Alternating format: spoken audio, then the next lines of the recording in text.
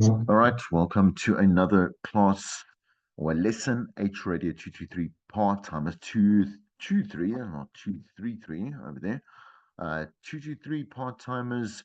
Um, I hope you're having a good week in the meantime, whatever you are doing.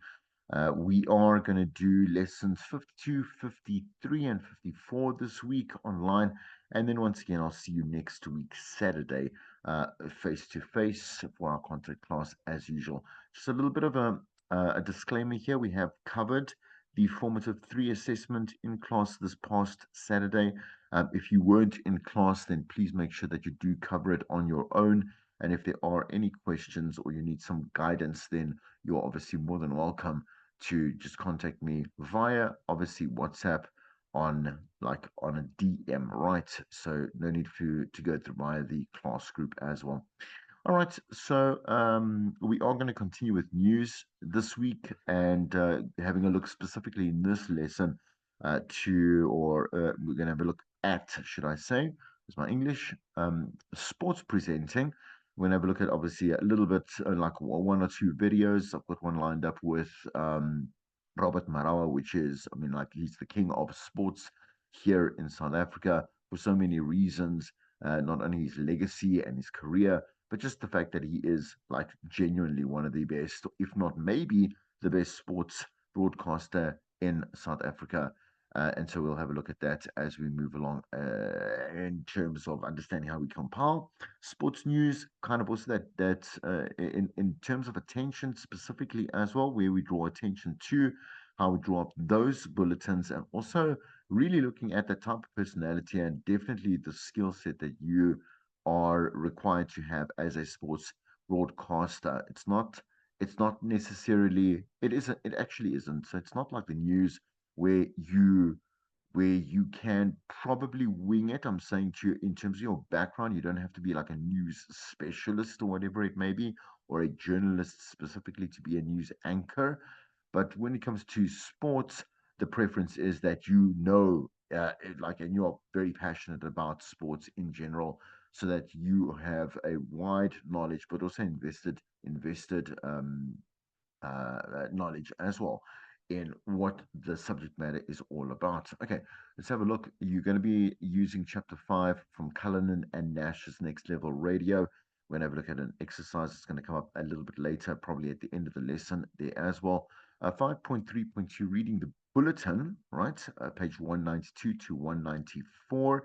And out of Valerie Geller's book, Beyond Powerful Radio, you can have a look at chapter 24, news anchoring, page 275 to 282. Okay, so starting off with sports writing and reporting for sports. I just want to move this up here so I can actually see. I know you can't actually see what I'm moving, but it's just a little bit of a screen. All right, okay. So, as with any type of journalism, just once again to recap, you must also know once again that when we are doing news, it is a given, but you have to really drill it home that, like accuracy, factuality, nothing that is I would say maybe talk on the streets is not something that you would put in a news bulletin or a sports bulletin. Facts, facts, facts, and definitely, in certain aspects like exposés or speciality segments, you are more than welcome in the sports itself. At this very moment, we obviously have that actuality side as well from news, where we do include some angles, whatever it may be, but we do have that opinion aspect in sports itself. So you can kind of think of, my first point of reference is always a commentator that specifically with cricket, where it's such a long running sport where you'll have either your T20s, your day matches, or you have your test matches, and they stretch out the entire day.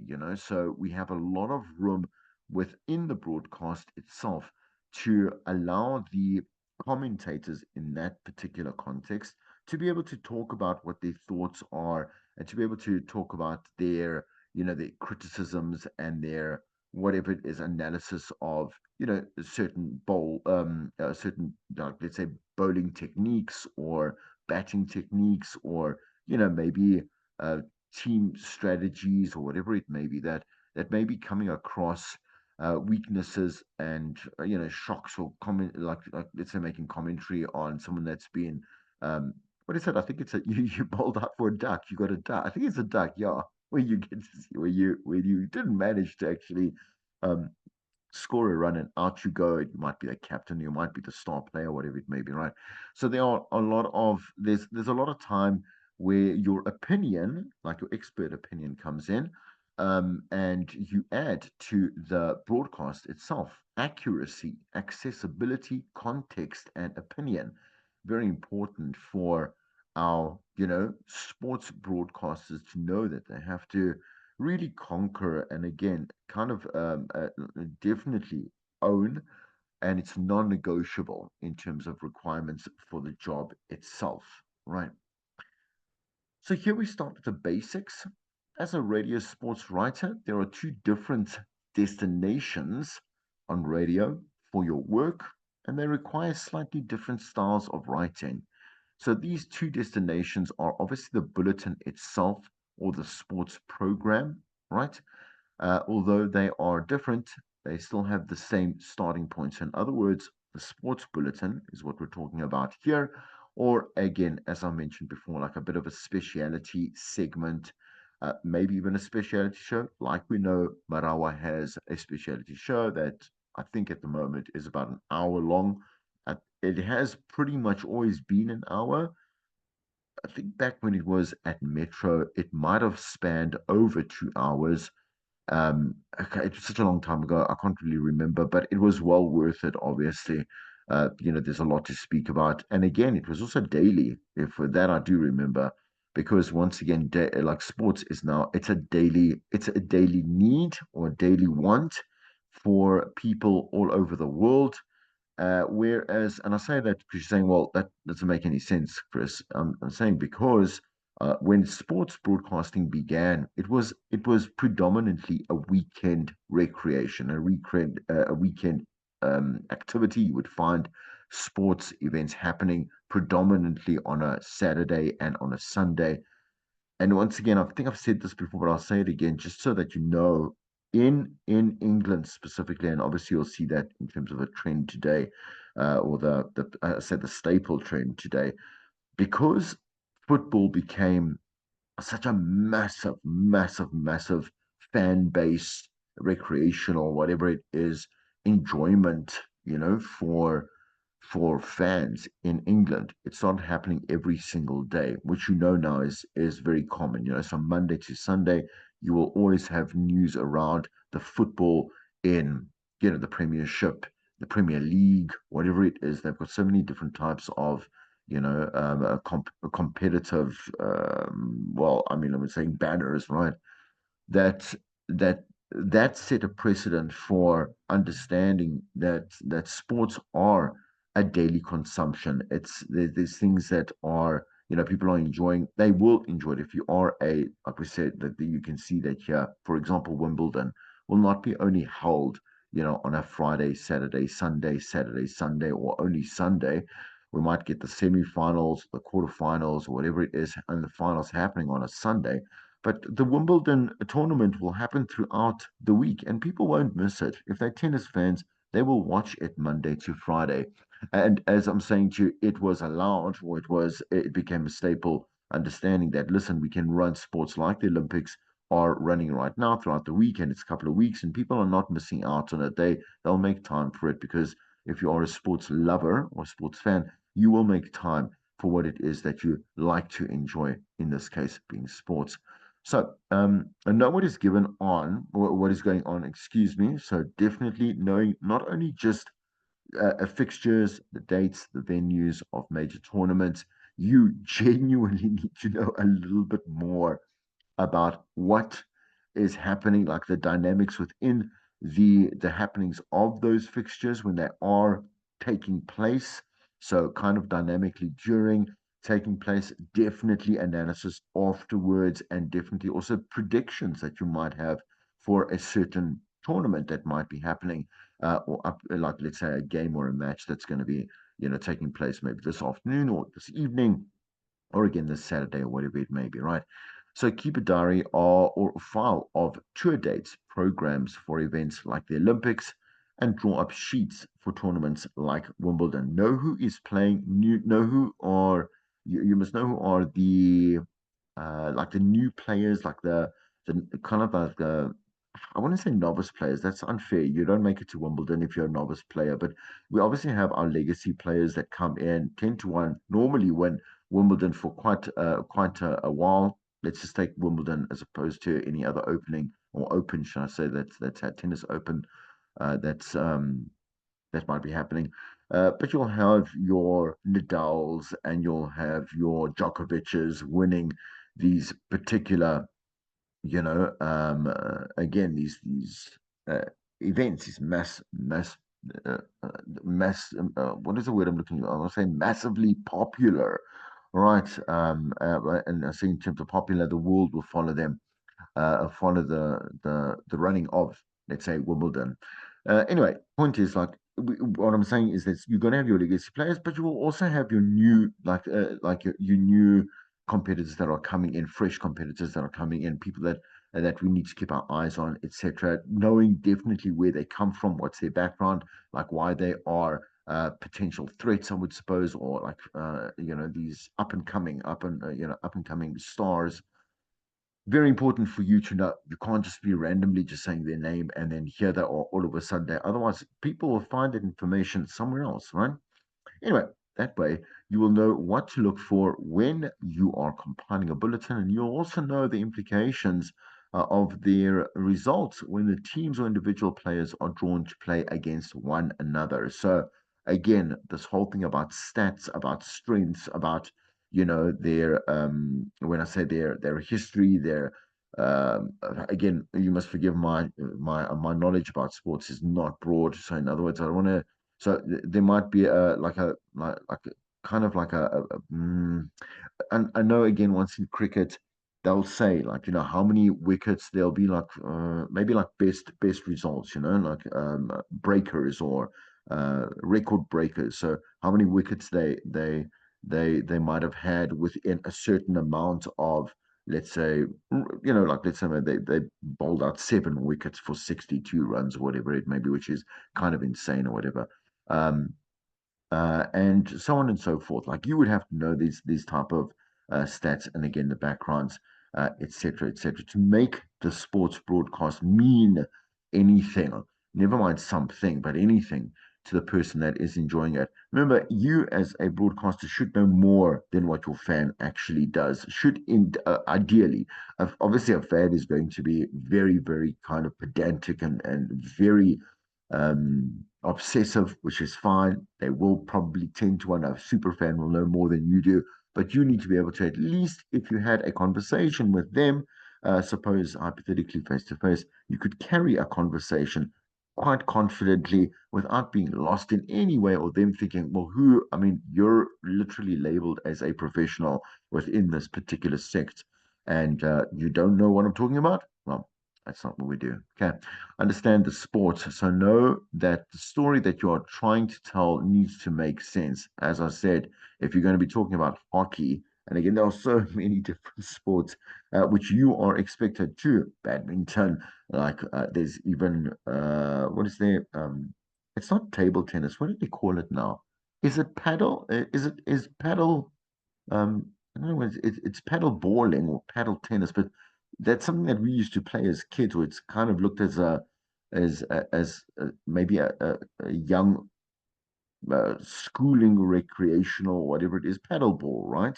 Something that you would buy for your own house, and you would obviously for your kids or whatever it is, and they would play. This I saw the other day, man. That's an Olympic sport right now, which is one of the variances of so many different sports that you have to actually have some kind of knowledge on.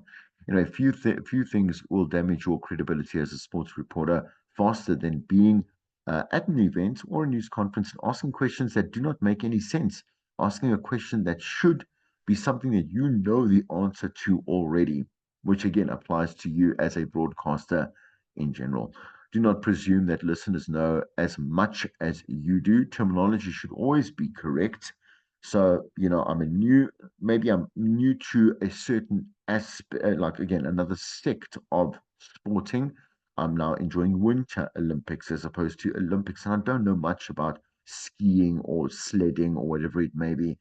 And there are again associated terminologies or terms that and phrases, etc., that you will be using to explain just to a report on a simple bulletin. Again, something that you would not be too overly giving. So, in other words, do not complicate the bulletin of the report with too much of this very, very, very, very complicated terminology and lingo that someone might get lost in. Try to explain it slowly and simply so that we can kind of follow along. So, but do not try to be clever or overcomplicate things, right? Players and athletes are not your friends. Very true, right? They may become your friends in some other way, but like there's got to be no indication that you have some kind of friendship or some kind of favoritism or some kind of leniency between you and an athlete or whatever it is. I'll tell you why. This may be one of the unwritten rules that are most often broken. You need to remember that athletes are part of your job, not your private life. So there are going to be times when you sit in judgment or ask some really tough questions, just like a journalist should or a broadcaster should. And if you're sitting across a friend of yours, which is natural to make in your line of like your obviously your profession, agree, right? So you're gonna see a lot of these athletes quite often, coaches, etc. But you know what? When there's a story to be told, you got to sit down, have obviously your objectivity sitting right there in between the two of you, and then you got to do your job, right? So you'll also have to critically evaluate every performance, and your friendships may cloud these opinions. So don't let that get in the way. They will also look, I mean, if they get offended or something, then they don't know the process, right? But every sporting athlete slash professional or someone that is involved, like a sponsor, again, like I say, a coach, a trainer, whatever it is, right? They will know that this here is expected and also understood, um, from their perspective, right? All right. So it is not always about the big games in the big sites. So we take, for example, in this for you to understand, what's important to us here in South Africa is, for example, university rugby, which makes obviously even national or regional news, right? And that's not surprising because a lot of our athletes that do make, let's say, B teams or like I said, the A teams in terms of our national squads or our, again, our country, our national squads, right? That's the right terminology, right?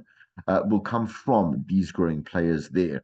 But also things like sport, like netball is a very good example. I keep always mentioning netball because for us here in South Africa, netball is super, like it's very popular. So we follow a lot of those, like obviously the happenings within netball here in South Africa.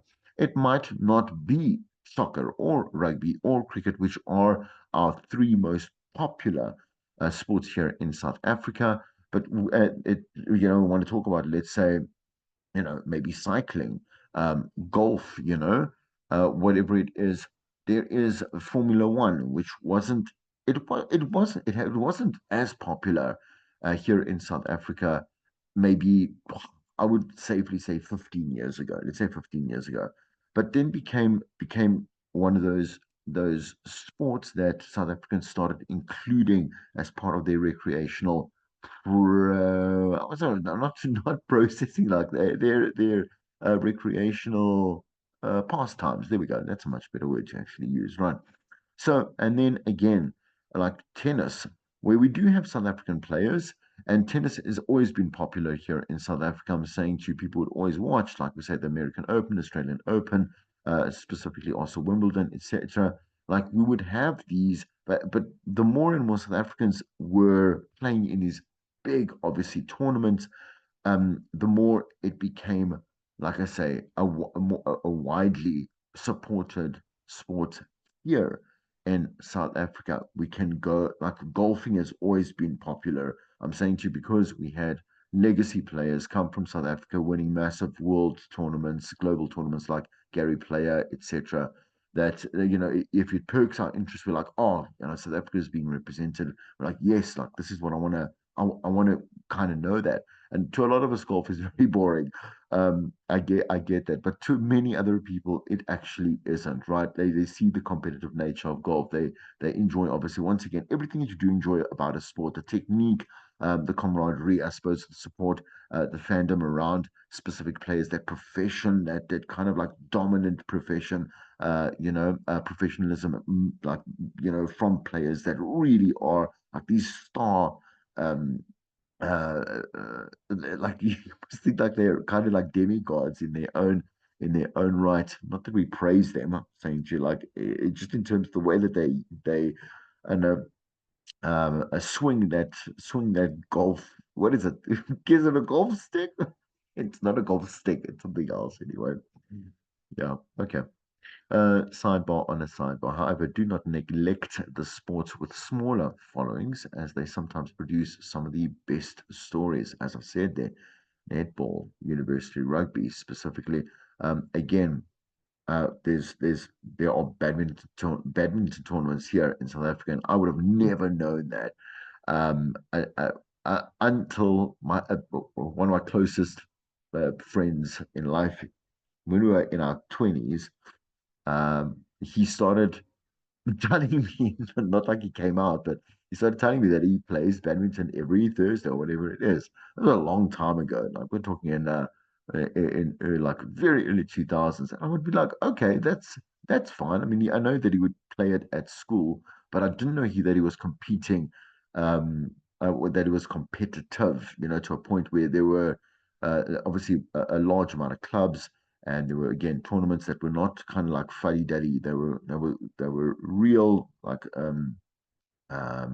real. I'm saying national, regional tournaments that he would take part in. And I was like, oh, okay, badminton is happening in South Africa. Not not something I would have known before. But as you look more and more just around, just go have a look at your most popular sporting feeds. So, for example, once again, Sports 24 is a good example, and probably the go-to example to go and see how many different sports in South Africa are being enjoyed and being played. Okay, good sports content, stories that will make it into a news bulletin, not just the scheduled sports programs, need to have a strong hook. Once again, we apply the same rules that you've learned before in radio, because we are broadcasting on radio, to these different aspects that obviously are subcategories or subcultures, or not, well, subsects, I would say, within obviously our medium. Write the story for the news that is important and make it short, sharp, and to the point. For the sports segment that follows, rewrite your copy. So, in other words, what that means is, like, within the next sports bulletin. So and something that you will see in the upcoming lesson. I think it's the next lesson as well. Is the way that we update our stories from, let's say, hour to hour, and again, alternatively, we rotate between the headlines, etc. Right? But we will rewrite the story, update the story, find a new angle, etc., and include that, or even we might omit certain stories and replace them.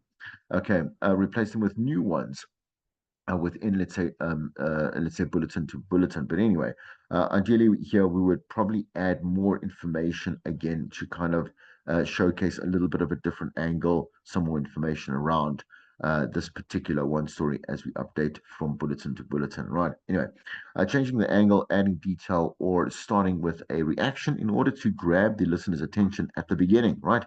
So do not ever use the same script, especially if the two bulletins are close together, which an hour to hour they are, right? That is close enough. Lots of things happen between an hour to hour. And again, you have the headlines that happen in between, right?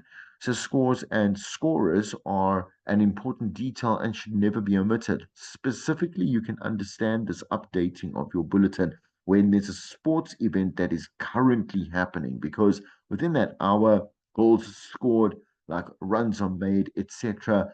Games are won, and you must come in and make sure that we have the latest and greatest updated news, right, to give to our listeners. Try to add another level of interest, though, but however brief, as I said, put in a different angle. You can add the kind of the human element to it. You can add kind of like perhaps maybe also what coaches might be adding to it, or um, again, updates.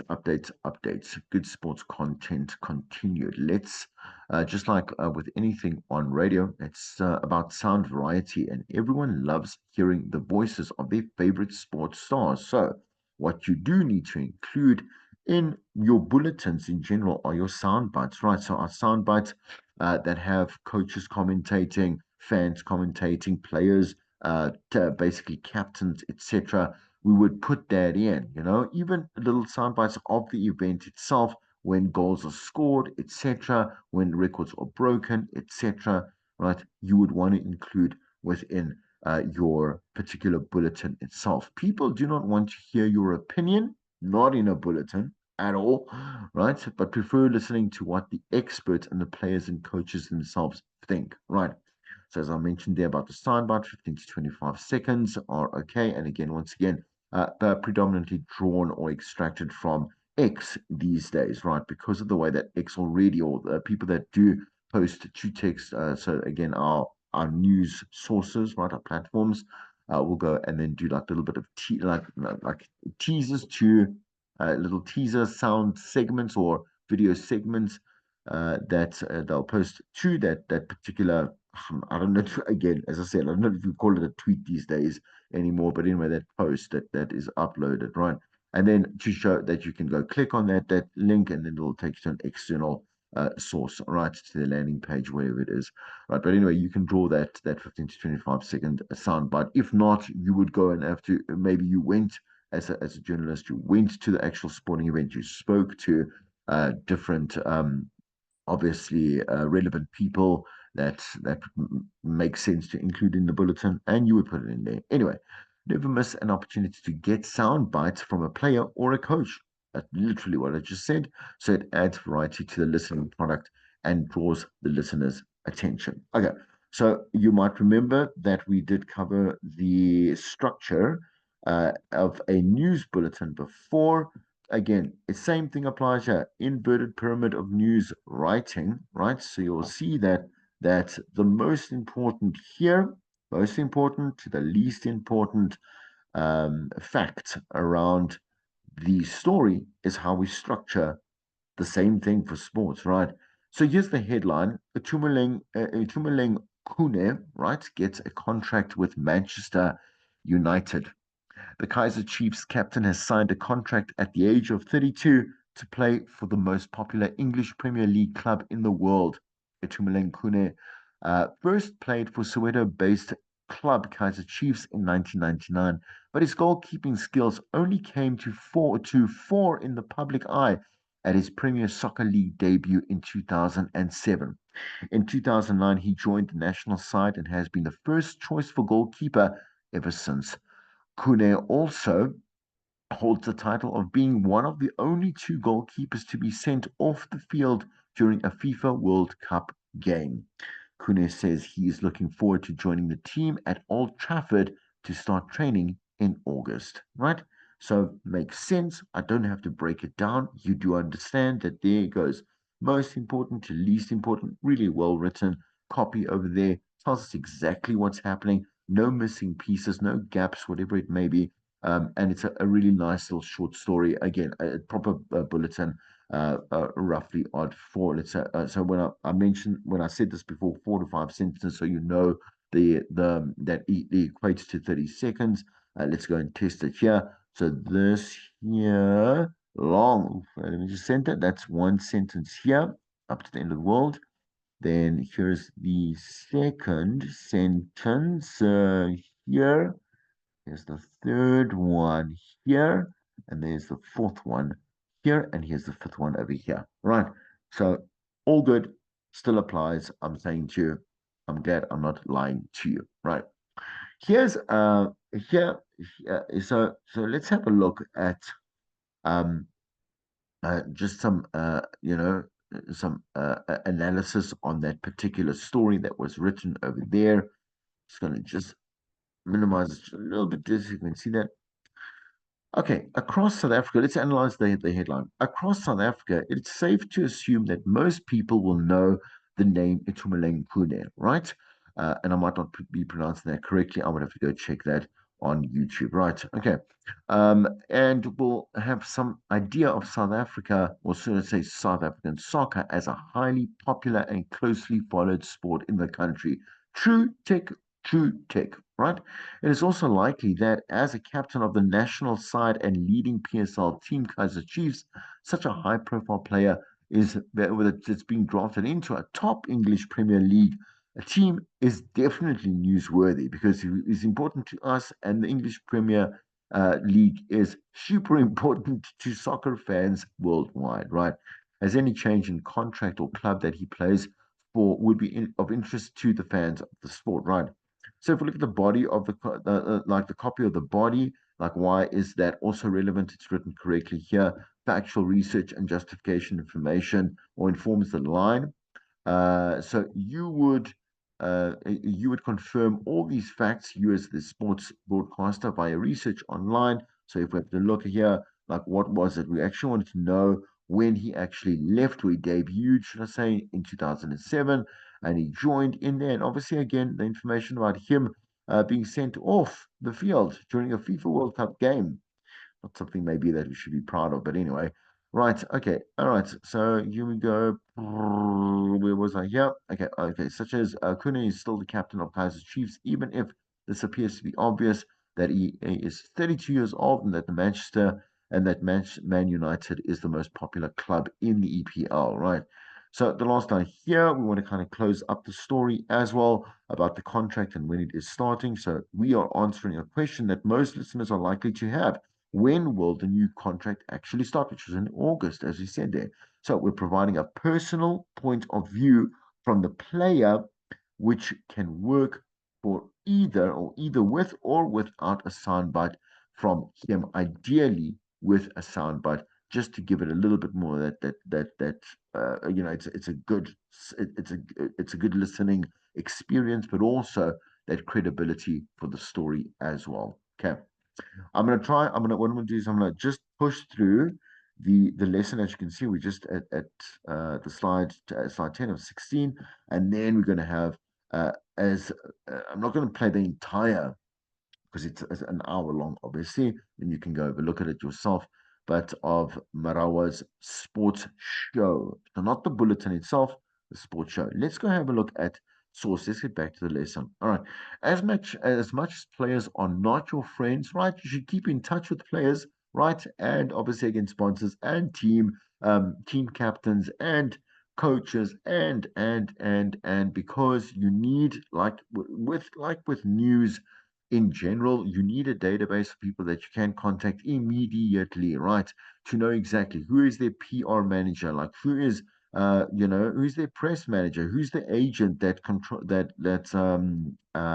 manages each one of those players as well. Right. So we need a whole database of that. Your phone is full of people that you can just phone up and say, listen, I'd love to be able to get a bit of a soundbite, an interview. Can you tell me more? Can I come through? Whatever it may be, right? So you're not always going to need to comment on something negative, right? Often it's to talk about a good result, to preview a major tournament, or to comment on a fellow athlete's success. So, why would we have any kind of commentary on negative content or negative news? Obviously, when we have like this is life. Like we just had all the drama with what is her name? I can't remember her name. But again, we kind of mentioned it just before. I think in a previous lesson, I might have mentioned it in a previous lesson about the boxing, the Olympic boxing, and the lady who was born hermaphrodite and obviously won, etc., etc. And we had a lot of negative reactions, like a plethora of negative global reactions to this particular lady. Again, excuse me, I don't remember her name, right? But the lady from, I think it was Algeria, right? So you would have to definitely do social commentary. You have to do a report or bulletin because it was globally globally newsworthy, right? So we would have to talk about that, and definitely, obviously, like just like shed some light on just maybe how maybe disgusting human beings are. You wouldn't use the word disgusting, right? On their reactions of, right? Okay. Anyway, but it's kind of few and far between. We would also have like maybe captains that have been found of, that have been found guilty of some kind of maybe their oh, what is it? It's when they fix matches, right? Yeah, match fixing, uh, which again, everyone just will remember Hans Cronje in terms of that. That was our biggest scandal here in South Africa. I think that lasted maybe the just I mean the entire span of time, you know. Anyway, but yeah, to the dearly departed, right? Okay, develop a strong contact list and protect it so that those details do not get into the public domain. Oof, if you share information, I'm saying this, like I said, it's private contact information with a star player from of a star player or a coach, or whatever, they will never talk to you again. Right? They'll blacklist you. I'm saying themselves. I'll be super upset anyway. Yeah. Okay. And also your station, it will just be shot into the gutter, right? So in South Africa, always have sources or contacts within the following two big organizations. One, the Department of Sports and Recreation, which will openly give you their contact details if you are a sports journalist, because they also need to, like their media department will need to share information with, obviously like news broadcasters, I'm saying the media stations, media sources, and the South African Sports Confederation and Olympic Committee, SASCOC, right? And so many more, right? So sponsors, as you hear, I've been mentioning them now and again, right, are really also important. But also remember that the ulterior motive of a sponsor is to make sure that they are advertised, that they can get the most out of whatever it is, so that obviously their product is supported, bought, and they can make obviously a lot more revenue, right? So be careful with chatting to sponsors and how you advocate or you publicize the sponsor itself for a match, for a game, for a person, even for obviously venues. So, for example, we know that maybe MTN will be given a contract to at let's say Loftus here, and that'll span, let's say, the duration of a year. So they're already getting the advertising every time there is a game that is happening there. Uh, you see MTN was everywhere, whatever it is, and maybe the next year, I don't know, CTA, is it CTN? Yeah, okay. Um, Maybe they are the sponsors. Maybe the next time it's Coke, and maybe the next time after that it's Vodacom, whatever, right? But sponsors are important contacts, but this is tricky to navigate. So let's look at some points here that you must remember. They are important sources of information and tend to be efficient, but they also have their own marketing agencies and public PR machines, right?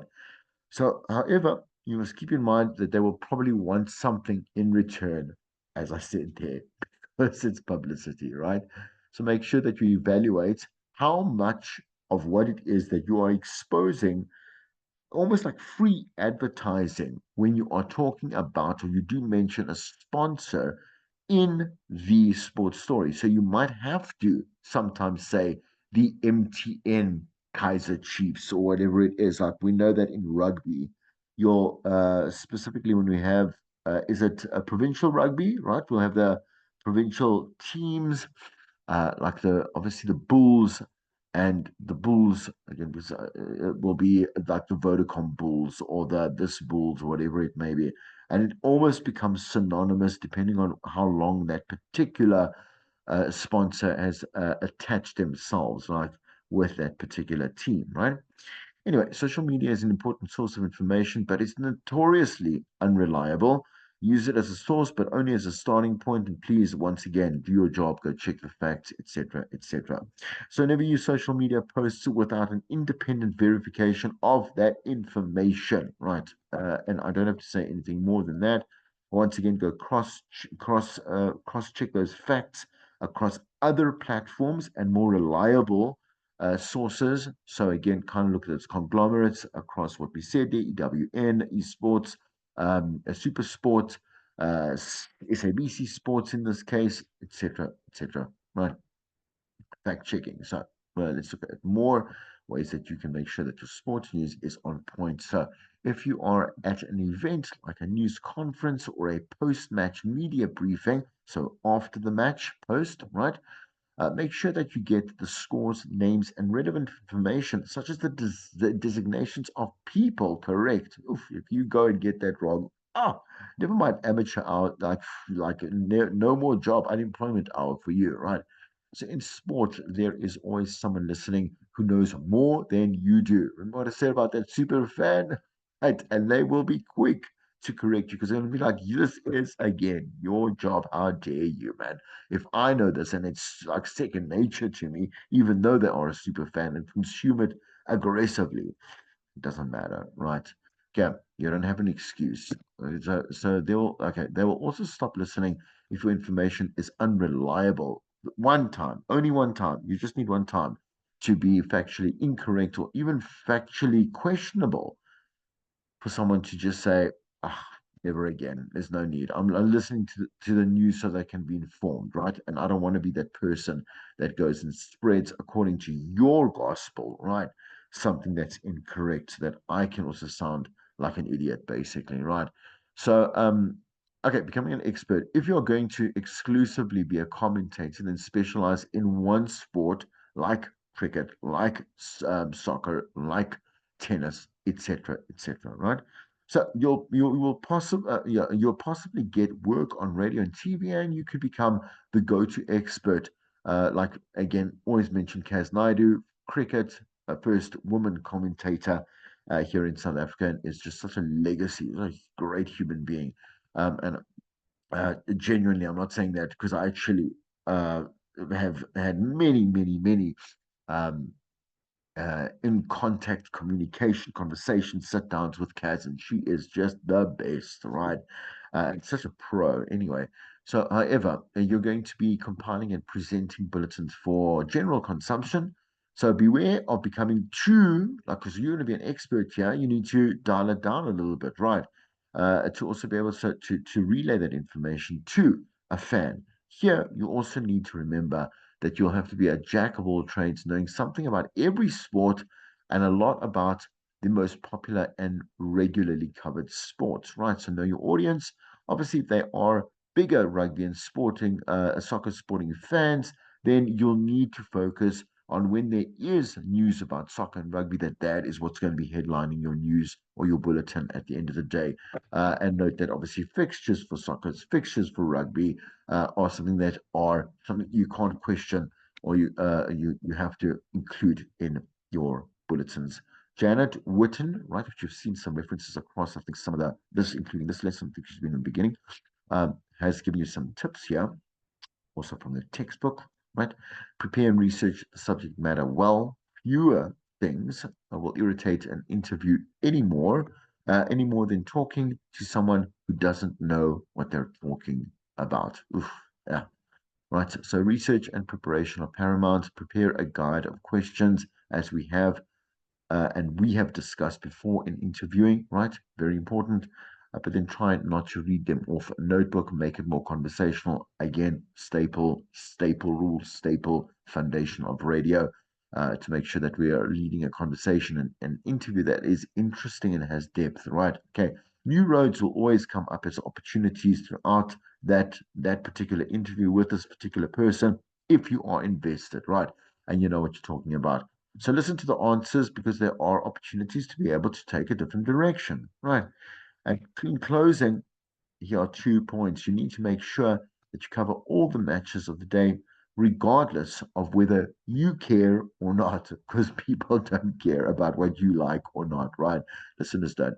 Never show bias against your own national team, although criticism and providing a platform for debate are obviously acceptable. That's no one's going to be like, oh, but you're a sports presenter that is criticizing our team if you have to look specifically at a team that constantly gets criticized, is Bafana, right? And our cricket team, definitely over what are they? No, the Proteas. Are they the Proteas?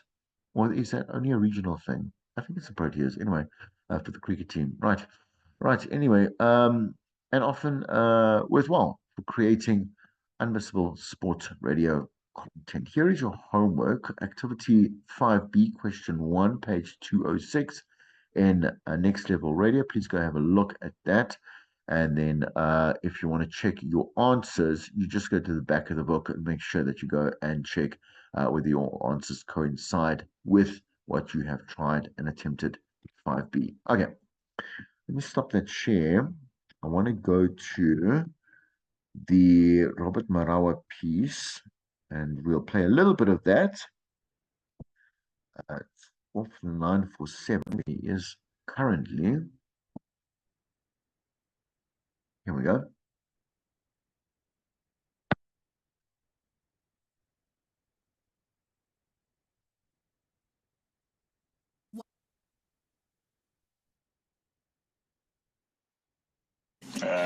It's a sad scenario. So now I would like to implore PSL that they know that for many years we've been dealing with the same problem where the logistical nightmare as far as traffic is concerned is not getting sorted, Rob. So what I'm saying is that if they want to see their bums on seats and they want to see spectators coming to the stadiums, Rob, they need to get this challenge correct. Robert Marawa, live on 947. Vuma FM, Rise FM, and Sowetan Live. #MSW.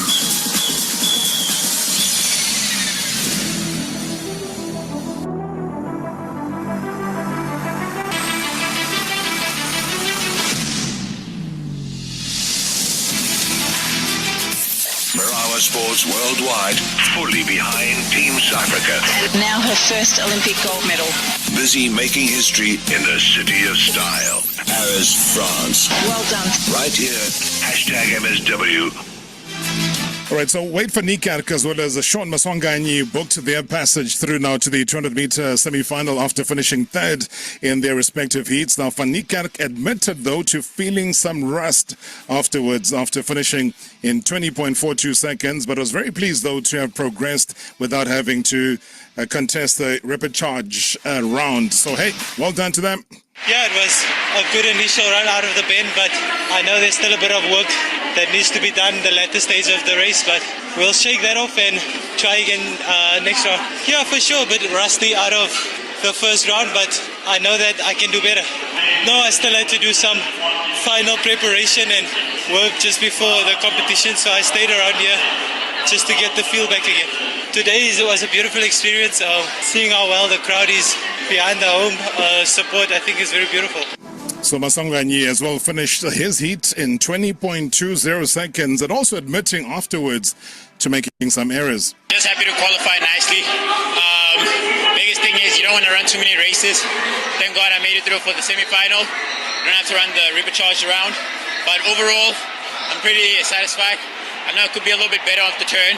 That will make my straight a lot easier. But 20.2 is one of my fastest times, and that was a horribly executed race. So I know there's more to work on.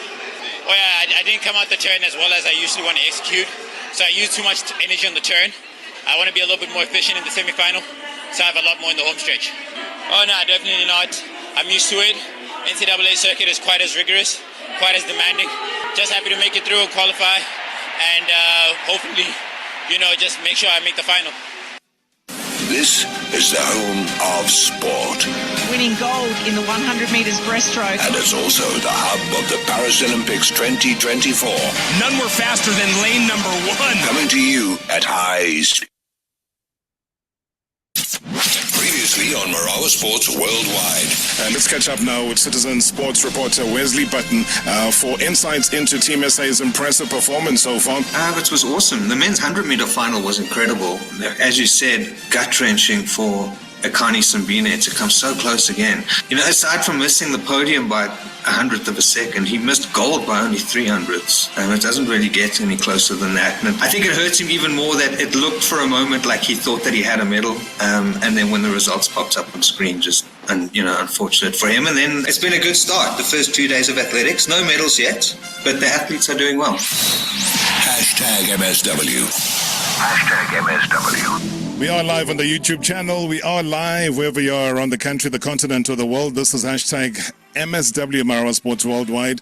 Live on 947, Vuma FM, Rise FM, Sowetan Live. We are live on the DSTV channel. So, switch on. The options are there. All I'm telling you is that you want to listen very, very carefully today because, now that Mamelodi Sundowns have proven to be the dominant force within the Premier Soccer League over the last decade, they've claimed their 7th successive league title last season. Now, you do the mathematics. 7 in a row. And with a couple of changes, though, in their coaching department this past season, or the season that's been laid off, I see a lot of keyboard warriors, keyboard coaches, as they call them, across social media platforms, saying that this might just be the end of the Pretoria outfit's dominance. They're saying, there they go. They've changed. What was a winning formation and a formula? It's done for them. But one thing I know, and one thing I know for sure about their new coaching department is that they put in the work, and that's just what they've done this the preseason so far. And it's about consistency, guys. I was trying to look back at when this man joined Mamelodi Sundowns, and, my mathematics took me back to 2014.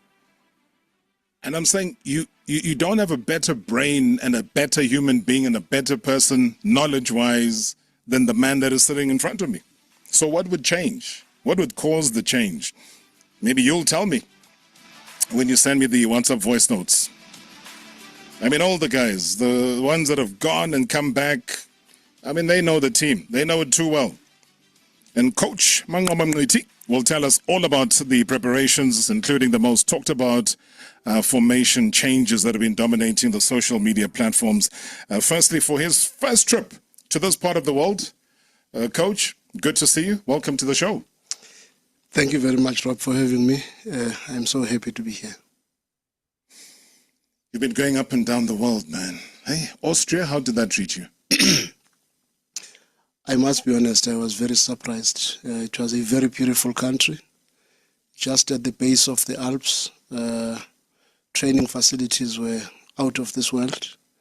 The hotel facilities were good, and I think the opposition was even better than the opposition we got in Holland. So everything worked very well, I must be honest. And how did the choice of venue come about? We've seen, I think, this time around, for the first time in a long time, PSL teams venturing to do pre-season out of the country in as much as what we've seen now, others in Spain, others in Turkey, yourselves in Austria, and so on. The choice of venue itself was spurred on by what? To be honest with you, I wouldn't tell you why others went our direction. Yeah. But our preparation are also in the thought of the Club World Cup. We wanted to play some European opponents and also play the Asian giants, the Al Hilal, because that was for us the most important thing.